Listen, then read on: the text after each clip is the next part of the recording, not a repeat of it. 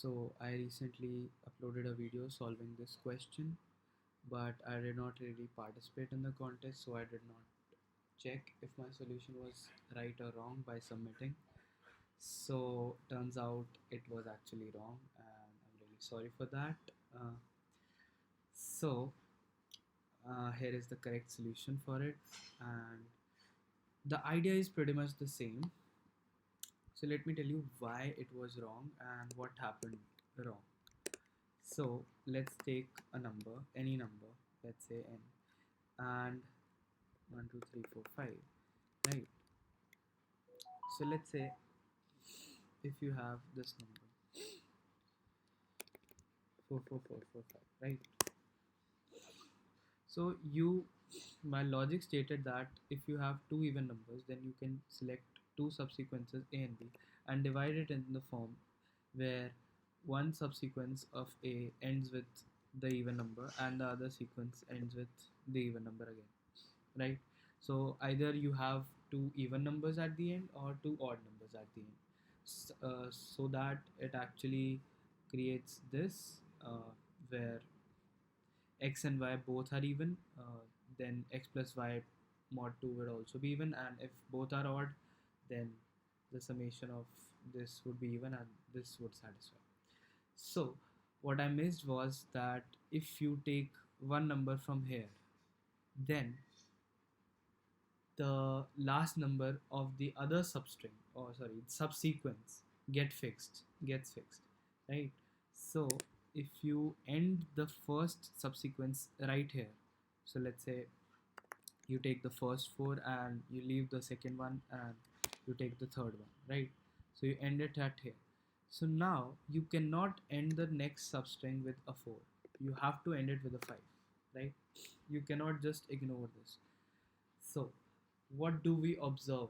What do we get from this observation? We get that in either of those subsequences a and b, the last number of the n, last digit of the n will always be there, right? It will always be the last of any one of the subsequence, right? So if there is a number 3, 4, 5, 6, 7, then either in a or either in b, 7 will be the last number always.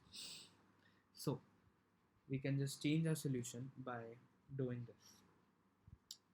If the last number is odd, we just have to find that if this number contains another odd number right here, and if it does, then we can make this, and if it's even, then we can find an even number in this string, the remaining number. If there is an even digit, then we can basically divide it into two subsequences that follow this property. And to do that, I've just written the code in very easy to understand format. So I'm taking a flag which states that if the number is even or not. So if the number is even, I'm stating that it's even, and if the number is even, that means the digit at the end of the number is also even. And so I'm checking if the digit at the end is even, and we have greater than 1 even numbers. Now why greater than 1 and not greater than 0? Because uh, you already know that the last number is even if the total number is even, so that's why one number is already even, right? We need two evens, then we will have to check if the number of evens are greater than 1. And now here I check if the number is odd and the count of odd is greater than 1, right? And then I display yes or no based on that. So yeah, a nice question, and you can see here it is correct.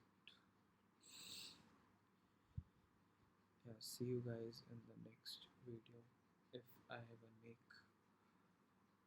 Stay safe, stay healthy.